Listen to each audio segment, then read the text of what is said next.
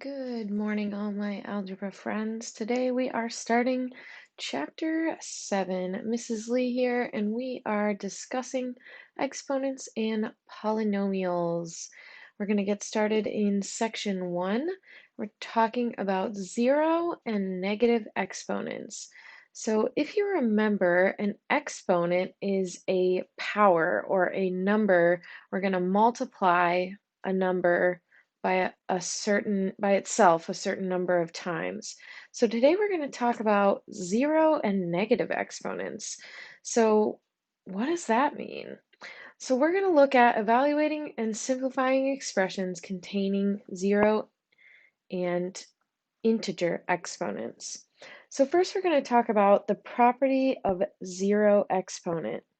And any non-zero number raised to the zero power is 1.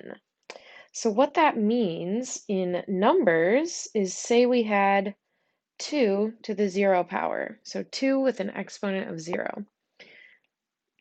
That's going to be 1. And that seems kind of weird, and there's not really a good explanation for it other than because I said so. So any non-zero number, 2, 45, 87, any non-zero number raised to the 0 power is 1. So 2 to the 0 power would be 1. And then in algebra terms, say to represent any positive number, we would say x to the 0 power is equal to 1.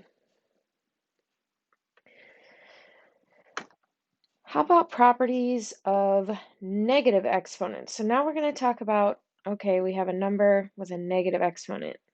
And here, any non-zero number raised to a negative exponent is equal to 1 divided by that number raised to the opposite or positive exponent. So that's a lot of words, but what it really means is, say we have 3 to the negative 2 power. So 3 with an exponent of negative 2. I like to explain this as when an exponent is negative, it doesn't want to be there. It wants to be on the other side of the fraction line. So when we have 3 to the negative 2 power, we really have 1 over 3 to the positive 2. So if we just put that 3 to the second power on the bottom, it'll be happy, so it's positive.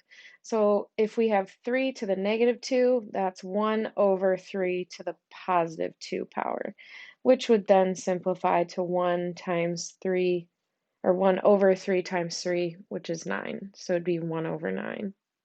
So any non-zero number raised to a negative exponent is equal to 1 divided by that number raised to the positive exponent.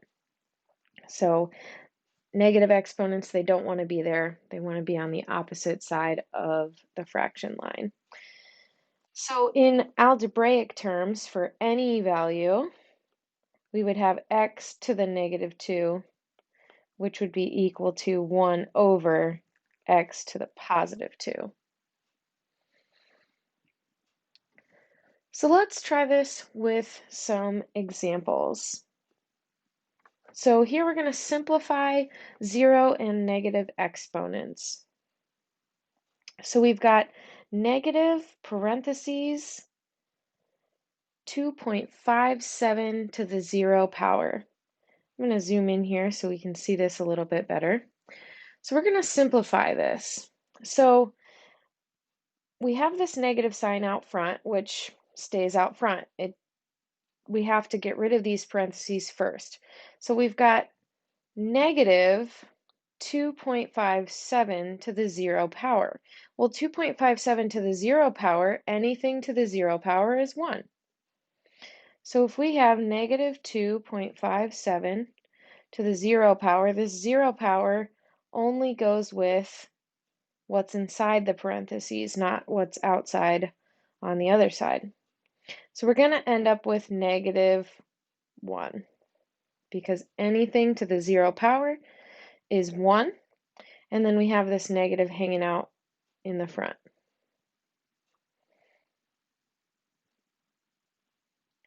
All right, our second example is 4 to the negative 2. We have a negative exponent here, and negative exponents, they don't want to be there. So we're going to move it to where it wants to be. So if we have 4 to the negative 2, that's the same thing as 1 over 4 squared. 1 over 4 squared, 1 over 4 times 4 is 1 over 16.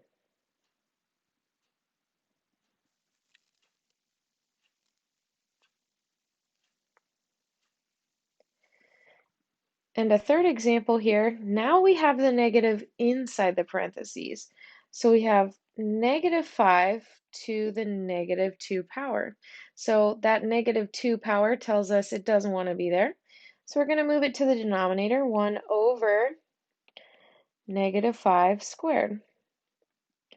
And negative 5 times negative 5, because the negative is inside the parentheses, we're going to include it. We've got negative 5 times negative 5, which is positive 25.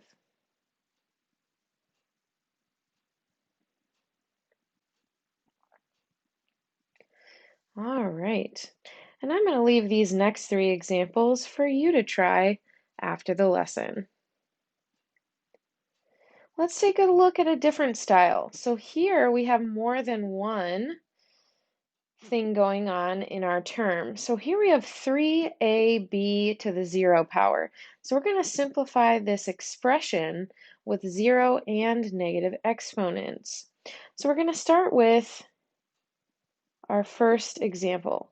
3 times a times b to the 0 power. And right away when you see that 0 power, you should be thinking, ooh, that's 1. So here we have 3 times a times b to the 0, which is 1. So we really have 3 times a times 1. Well, the commutative property of multiplication says that we can rewrite this as 3 times 1 times a. Well, 3 times 1 is just 3, so this is 3a.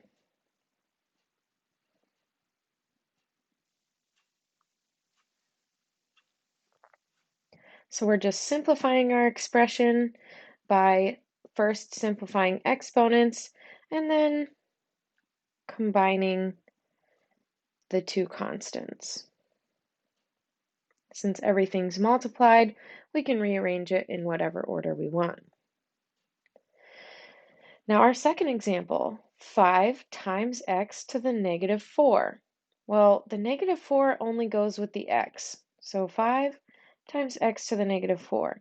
The negative 4 exponent only goes with the x. So that means this x doesn't want to be here. So I'm going to leave the 5 on top and put the x to the 4th on the bottom, because the 5 is fine with being on the top. It's this x to the negative 4th that wants to come down to the bottom of our fraction. And that's all that we can do to simplify this. So that's our final answer. 5 divided by 4, or 5 divided by x to the 4th. So whenever you see that negative exponent, it just wants to be on the other side of the fraction. So here's an example where we have a negative exponent in the denominator. Here we have 1 over c to the negative 1. Well, this negative 1 exponent doesn't want to be down there. So we have c to the negative 1. It wants to come up to the top.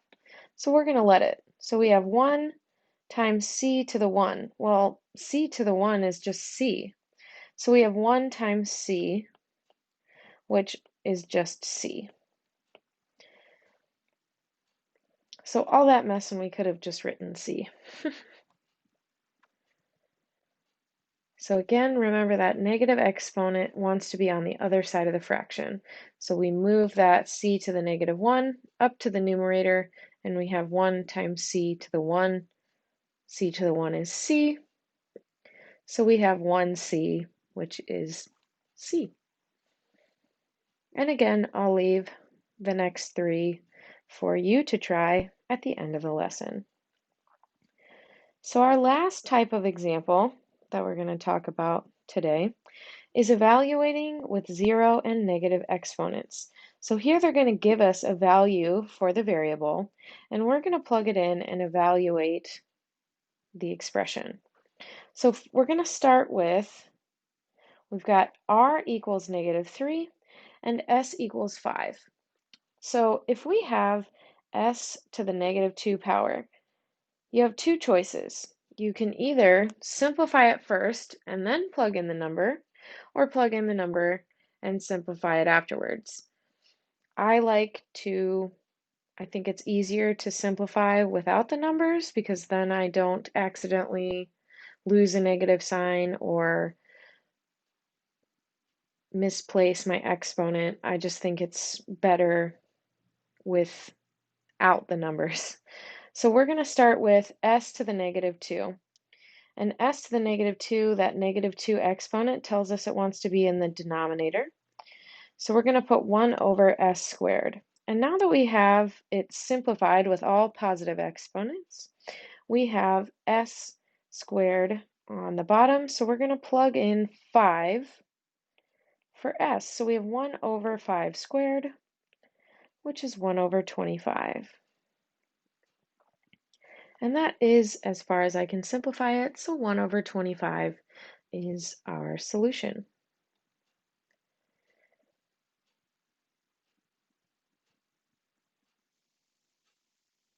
Now, with r to the -2 power, r to the -2 power, again, that -2 doesn't want to be up there, so we're going to put it on the other side of the fraction.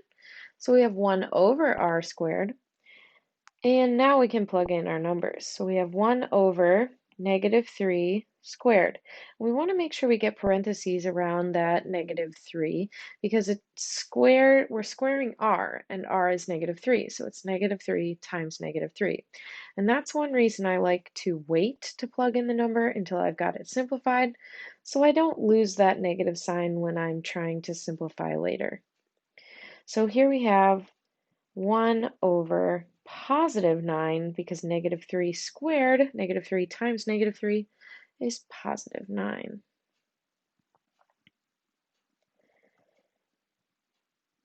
All right, and our last one here, s to the 0 power. It really doesn't matter what s is because no matter what s is, anything to the 0 power is 1. So s to the 0 power, s is 5. 5 to the 0 power is 1. And I've said throughout the lesson today that I'm going to leave the last 3 examples of each type of problem for you to try. That's going to be your assignment for today. Your assignment for today is to first watch this video, which if you have watched it, you're now hearing your homework assignment. You will complete 1D, E, and F, 2D, E, and F, and 3D, E, and F. If you watch this video, you should be able to complete those. And if you need to go back and watch parts of this video, you can pause, fast forward, and rewind to any part of the video that you need to watch again. It's one of the beauties of having a class recording. So take advantage of that.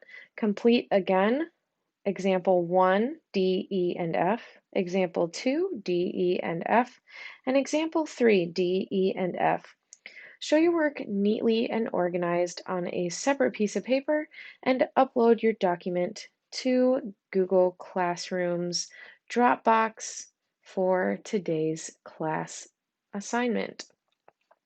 If you have any questions, feel free to email me and have a great day. I will see you all tomorrow for our first live class session of the semester.